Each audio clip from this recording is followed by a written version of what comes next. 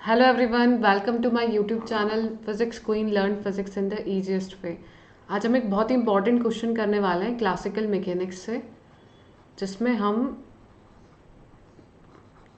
Frequency of oscillation निकालने की कोशिश करेंगे। और ये जेस्ट का पीवाईक्यू भी है, बट उससे रिलेटेड काफ़ी सारे क्वेश्चंस जो हैं वो हम डिस्कस कर सकते हैं। सो अभी जब हम डबल पेंडुलम की बात करते हैं जो कि एक स्प्रिंग से कनेक्टेड है, देखिए यहाँ पर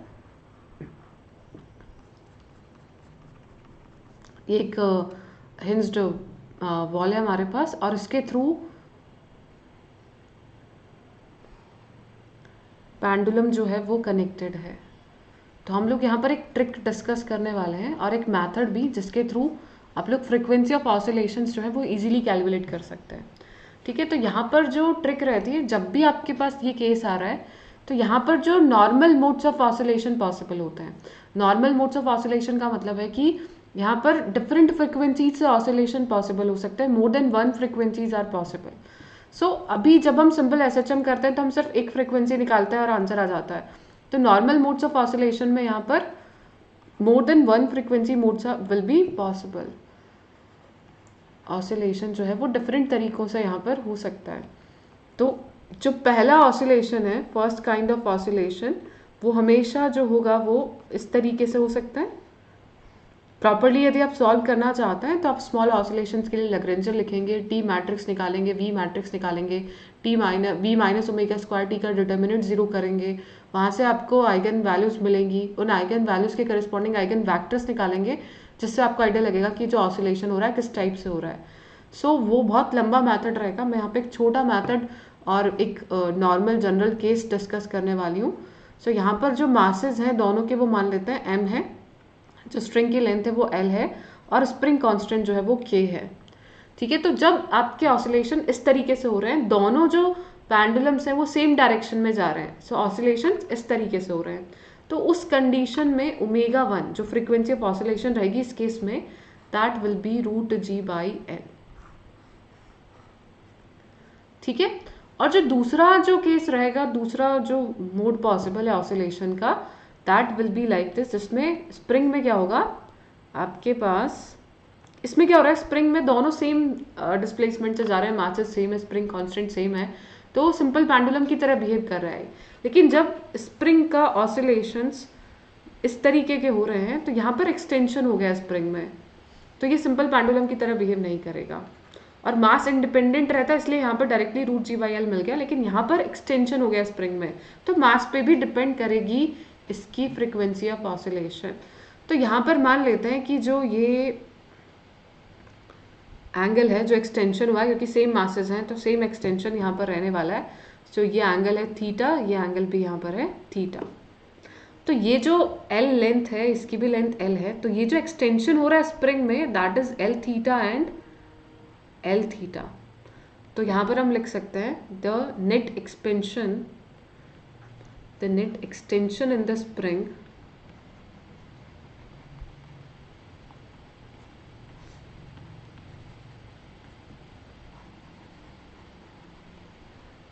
is equals to L theta plus L theta, that is 2L theta।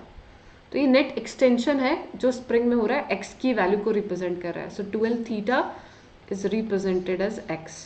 अब जो ये क्वेश्चन है इसको लैग्रेंजियन से यदि किया जाए तो काफ़ी लेंदी होगा, लेकिन यदि हमें फ्रीक्वेंसी ऑफ ऑसिलेशन निकालना है तो हमें इक्वेशन ऑफ एसएचएम निकालनी होगी और उससे हम कंपैरिजन करके डायरेक्टली सॉल्व कर सकते हैं। तो यहाँ पर देखिए, जो ये पेंडुलम है इसका मास m है, इस पर जो फोर्स है वो mg नीचे की तरफ काम कर रहा है, और जो स्प्रिंग में एक्सटेंशन हुआ है उसके लिए एक रिस्टोरिंग फोर्स स्प्रिंग को अपनी नेचुरल लेंथ में फिर से लाने की कोशिश करेगा, और एक रिस्टोरिंग फोर्स एफ आर जो है वो काम करेगा इस डायरेक्शन में।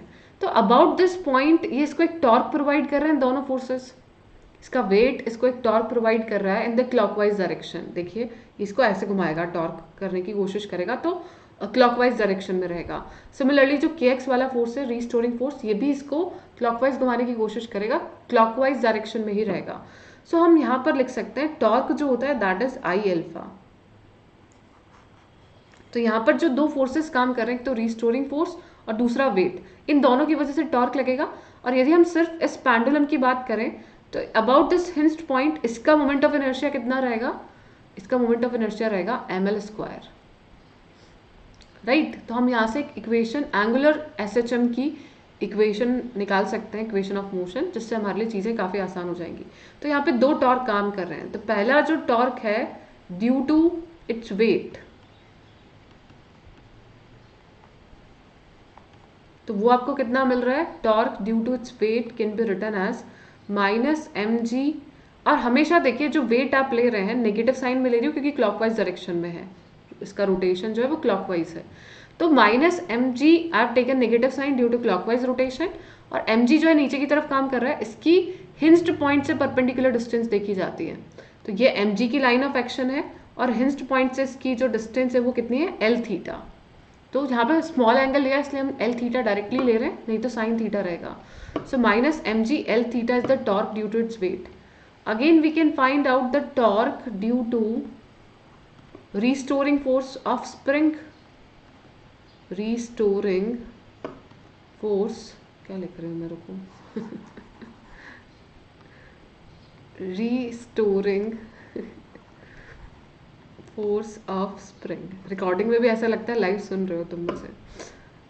Torque due to restoring force of spring, तो इसको मैं टॉर्क एस से लिखूं, ये भी उसी डायरेक्शन में, तो माइनस हम यहाँ से लेंगे के एक्स, और जो के एक्स की डिस्टेंस है यहाँ से देखेंगे आप, यदि के एक्स फोर्स इस डायरेक्शन में लग रहा है और ये जो डिस्टेंस है ये ऑलमोस्ट एल ही रहेगी, ठीक है। तो के एक्स इंटू एल हम इसे, इसकी परपेंडिकुलर डिस्टेंस एल लिख सकते हैं। सो -kxl ये जो टॉर्क है इसको रिप्रेजेंट करेगा। तो torque equals to I alpha यदि हम लिखें, तो torque due to weight, torque due to restoring force is equals to I होगा ml² और alpha. Angular equation of SHM हमें यहाँ से मिलने वाली है। So we can write -mg कितना था l थीटा, एंड ये -kxl and it's equals to ml² alpha. x की वैल्यू हम कैलकुलेट कर चुके हैं, 2l थीटा थी, तो वैल्यू पुट करेंगे 2l theta, l is equals to ml² alpha. तो यहाँ से देखिए l कैंसिल हो रहा है, तो यहाँ से हम अल्फा को लिख सकते हैं -g/l, और -g/l theta and -2k/m theta. सो जो एंगुलर इक्वेशन ऑफ SHM रहती है वो रहती है हमारे पास alpha is equals to -ω² theta. तो यदि हम इससे कंपेयर करें तो अल्फा आ जाएगा हमारे पास -g/l plus 2k/m into theta. ये सेम क्वेश्चन हमने पिछली प्लस क्लास में लैग्रेंजियन निकाल कर और t-v स्मॉल ऑसिलेशन वाले मेथड से किया था, and if you remember we were getting the same answer. तो ω2 आपको मिलेगा √g/l प्लस 2k/m। सो दो फ्रिक्वेंसीज ऑफ ऑसिलेशन यहाँ पर पॉसिबल होंगे, ω1 एंड ω2। ω1 मिलेगा आपको √g/l और ω2 मिलेगा √g/l plus 2k/m। So I hope this one is clear to everyone. अब यहाँ पर ट्विस्ट क्या है, ट्विस्ट ये है कि इस क्वेश्चन को डिफरेंट मैथड से पूछा जा सकता है। लाइक आपसे पूछ लिया जाए कि भाई तुम फ्रिक्वेंसी ऑफ ऑसिलेशंस निकालो जब हमने स्प्रिंग को यहाँ लगा दिया है एट अ डिस्टेंस l/2 पे, और मासेज सेम है दोनों के, और इसका स्प्रिंग कांस्टेंट k है। तो अभी जो ये वाला नॉर्मल मोड था पहला वाला, तो ω1 तो आपके पास √g/l ही रहना है। अब जो चेंजेस आएंगे इस केस में वो क्या होंगे, ये जो है इस फ्रीक्वेंसी ऑफ ऑसिलेशन के लिए है, दैट इज √g/l। ये जो चेंजेस यहाँ पर आए हैं, सॉरी इसकी स्प्रिंग यहाँ लगा दो, k कांस्टेंट है और l/2 पे आपने स्प्रिंग लगा रखी है, तो ये √g/l रहेगा, इसमें कोई चेंज नहीं आएगा क्योंकि ये तो सिंपल पेंडुलम की तरह काम कर रहा है, स्प्रिंग चाहे कहीं पे भी हो। अब यहाँ पे जो स्प्रिंग है ना उसमें एक्सटेंशन आएगा। अब जो एक्सटेंशन आ रहा है ना वो चेंज हो जाएगा क्योंकि kx फोर्स अब यहाँ लग रहा है। तो ये जो थीटा डिस्टेंस है ये l/2 है, इसमें जो एक्सटेंशन होगा वो l/2 थीटा इधर और l/2 थीटा इधर होगा। तो जो x था पिछले केस में जो हमें 12 थीटा मिल रहा था वो यहाँ पे क्या मिलेगा, l थीटा मिलेगा। बस ये एक ही चेंज वहाँ पर आने वाला है, everything else will be same. तो यदि हम इक्वेशन ऑफ मोशन फिर से लिखें, सो -mg l थीटा, क्योंकि mg अभी भी l थीटा पे काम कर रहा है, माइनस के एक्स, और अभी जो के एक्स की डिस्टेंस है वो l/2 हो गई है, क्योंकि ये परपेंडिकुलर डिस्टेंस अभी l/2 है स्मॉल एंगल थीटा के लिए, and it's equals to ml² alpha. तो यहाँ से आप जब इक्वेशन ऑफ मोशन निकालेंगे तो x को अभी क्या लिखेंगे, एल थीटा लिखेंगे। So minus m g l theta minus k l theta l/2 is equals to ml² alpha. तो यहाँ से देखिए सारी चीज़ें कैंसिल आउट हो जाएगी।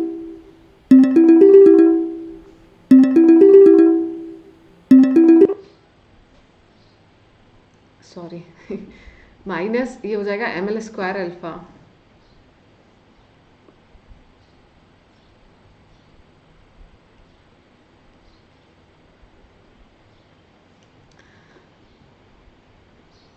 सो ये यहाँ से आपको अल्फा मिल जाएगा, ये हो जाएगा यहाँ से it's g/l minus and plus यहाँ से आपको मिलेगा k/2m एंड थीटा। सो ω2 आपको यहाँ से कितना मिल गया, ω2 we are getting as √g/l plus k/2m। तो यहाँ पर k की जो भी वैल्यू थी उसके करस्पॉन्डिंग आप ω2 निकाल सकते हैं। तो जस्ट 2022 का क्वेश्चन है, वो भी मैं आपको करा देती हूँ इसी वीडियो में। जस्ट 2022 का क्वेश्चन है हमारे पास, जिसमें आपको सेम सिचुएशन गिवन है, और यहाँ पर जो स्प्रिंग जो है वो l/2 डिस्टेंस पे लगी है, और जो k है वो गिवन है आपको mg/l। k की वैल्यू गिवन है, स्प्रिंग कांस्टेंट mg/l गिवन है। तो ω2/ω मैक्सिमम अपॉन ω मिनिमम का रेशियो निकालना है आपको। ठीक है, ये क्वेश्चन जस्ट 2022 का है। तो अभी देखिए आप इंस्टेंट सॉल्व कर सकते हैं इसे। ω मैक्सिमम आपके पास है √g/l प्लस k/2m है, और k कितना है mg/l और 2m यहाँ पर है ही। तो ये कितना आ गया √g/l प्लस g/2l, तो ये आ गया √3g/2l। ये ओमेगा मैक्सिमम हो गया, और ओमेगा मिनिमम आपको पता है कितना है, इट्स √g/l। तो रेशियो आप निकाल सकते हैं omega max upon omega min का, and it's going to be √3/2। ये आपका आंसर आ गया। अब आप बोलोगे मैम इसमें ट्रिक क्या है, तो इसमें ट्रिक ये है कि ये तो l/2 डिस्टेंस पे इन्होंने के दिया है, इन केस ये स्प्रिंग को लगा देते हैं यहाँ से l/3 डिस्टेंस पे, तो क्या करोगे, तो प्रॉपरली पूरा सॉल्व करोगे। एक मेथड वो, दूसरा हम अपना फॉर्मूला बना सकते हैं कि एक जनरल एक इक्वेशन ऑफ मोशन बनाई जा सकती है, एंड उसके अकॉर्डिंग यदि आपके पास इस तरीके से कोई डबल पेंडुलम है और यहाँ स्प्रिंग कांस्टेंट k है, और यहाँ से एक l/n if the total length is l, और l/n डिस्टेंस पे एक स्प्रिंग को कनेक्ट किया गया है, तो ω1 रहेगा √g/l और ω2 रहेगा √g/l प्लस 2k अपॉन, अब यहाँ पर जो वैल्यू आपको मिलने वाली है वो होगी n² m। It will be n² m। तो जब हमने देखो ये ट्रिक है, यहाँ पर कैसा भी क्वेश्चन आएगा तो आप लोग डायरेक्टली सॉल्व कर सकते हैं, और ये ट्रिक मैंने आज ही बनाई है, आज प्लस क्लास में हम लोग डिस्कस कर रहे थे, तब फिर ये ट्रिक निकल के आई सामने।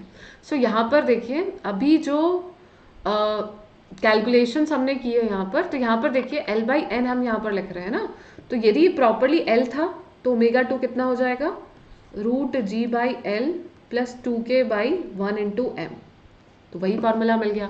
और जब l/2 था तो ω2 कितना मिल जाएगा √g/l प्लस 2k/4m यानी k/2m, जो कि हमने अभी कैलकुलेट किया। यदि यहाँ पर l/3 है तो ये 2/9m मिलेगा, ω2 आपको मिलेगा √g/l प्लस 2k/9m। यदि आपने l/3 में कर दिया, l/4 में करोगे तो 2k/16m मिल जाएगा, है ना। ये l/1 के लिए, ये l/2 के लिए, ये l/3 के लिए, एंड सो ऑन। तो ये डायरेक्ट अपनी फॉर्मूला नोटबुक में लिखें, और सारे रेशियोज जो हैं आप लोग कैलकुलेट कर सकते हैं just by this one formula. तो आई थिंक कंसेप्चुअली भी क्लियर होंगी चीज़ें, और ये मेथड यूज़ करें हमेशा। टॉर्क जो एंगुलर मोमेंटम है इक्वेशन जो है उसे आई अल्फ़ा प्रोवाइड कर रहा है, उसके थ्रू आप लोग क्वेश्चन सॉल्व करें।